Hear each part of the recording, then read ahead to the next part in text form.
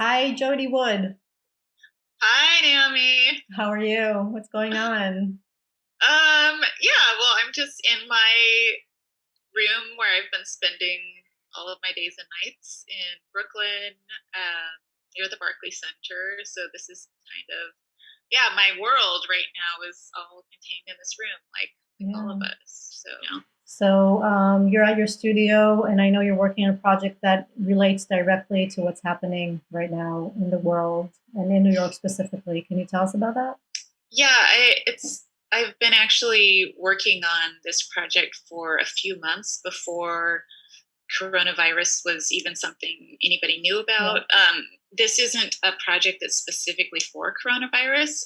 It's a platform for peer to peer caregiving, and it connects neighbors within a zip code, within a proximity to each other to exchange help and care. Hmm. And this was just coming out of looking at inadequate care that Hmm. people are receiving.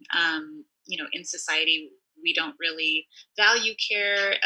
We also, I believe that caregiving is everyone's job. It shouldn't just be certain people's job to be caregivers and be underpaid and undervalued in society. I Hmm. think it needs to be everybody's responsibility, Right. and it also needs to be the state's responsibility too, right? Right. We need to have policy that actually supports provisions for caregivers and support for caregivers. But Hmm. I almost feel like before that can happen, we need to get more people aware of what it means to be caregiver or to care for each other. Right. That goes hand in hand with changing policies, like changing social awareness, changing social norms. So I had this like wacky idea to create a platform that would allow people to connect in this way with Hmm. strangers Hmm. outside of their social network. And that seemed like a really I wasn't sure if it was going to work. I Yeah. also didn't have any funding for this project. I've been like shopping it around, like writing proposals, not Hmm. getting anywhere. Hmm. Um, and suddenly, when coronavirus happened, it was happening. And I was like, oh my God, this is exactly why we need this support Hmm. system. And like, so the project is called SOS. I'm going to share my Yes. screen with you so you Perfect. can just see. Okay, are you seeing Yeah, this? definitely. Okay. So the project is called SOS System of Support. Hmm. You can access this platform at soszip.com. And this is SOS. It's a call for help. It's not a call to help for coronavirus. It's a call for systems of support in Hmm. society Hmm. because this is what we don't have. We're kind of living in our own bubbles for the most part. Care is seen as the responsibility of a biological family. And so I think that, I want to try to expand what family means or what kinship can mean, and we can all be helping each other in different ways. So if you go to the website, I'll try clicking on it here. It's a really easy, kind of simple interface.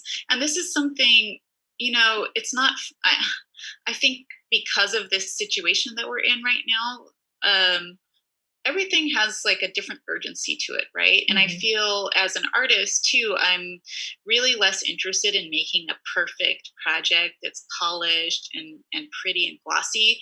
I just feel like I want to speak from the heart, and I just want to like make something kind of quick and dirty and simple, get it being used, and then fine tune it as we go. So that was kind of my, method. But basically, you can make a public announcement in your zip code for needing something or something you can help with.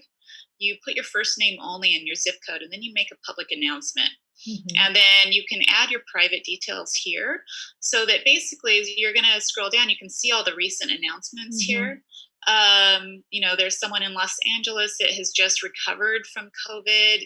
They're going to help people who are currently going through it if they need assistance. Hmm. And so if you need help from MJ, you just see the first name, right? And the zip code, you can inquire Right. for support. And then you put your name and your contact information. You're telling MJ, this is my, a little bit about me. This is my social media link or something like that that might allow MJ just to know that you're a real person and to build a quick trust. So once you send an inquiry to this person, they can then choose to trust you and show you their private information, show you their contact info, or they can ask you for a little more information first. So it's a negotiation, right? It's like a navigating trust between people who don't know each other. So I wanted to make a site that was completely public, accessible to anyone, just very simple and easy to use. I guess this relates to some previous work because I've been, of course, like working with caregivers on other projects. I've done workshops for social workers. I've done performances with caregivers and things like that.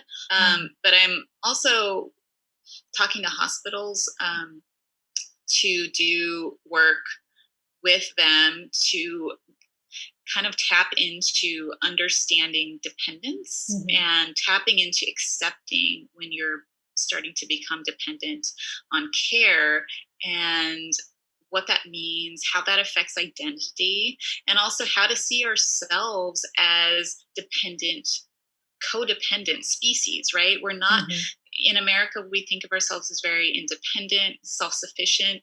So what's happening right now with coronavirus, this is reminding us we are not independent. We are very codependent on each other. We're fragile. We need each other. We're all interlinked. And so, in a way, like artists are the canaries in the coal mine. We've like sensed this for a long time. And I feel like I've been kind of standing on the street corner, like saying, hey, we're all like dependent, we're all we're codependent, and no one really, if that's such a negative, seen as such a negative off limits term. But now I think is the moment that we can open up and see that relationship we have with one another. Great. Jody, thank you so much. I appreciate it. And Yeah. I hope people will join and help each other. It's a great project. Thanks. Yeah, good to talk to you. You too.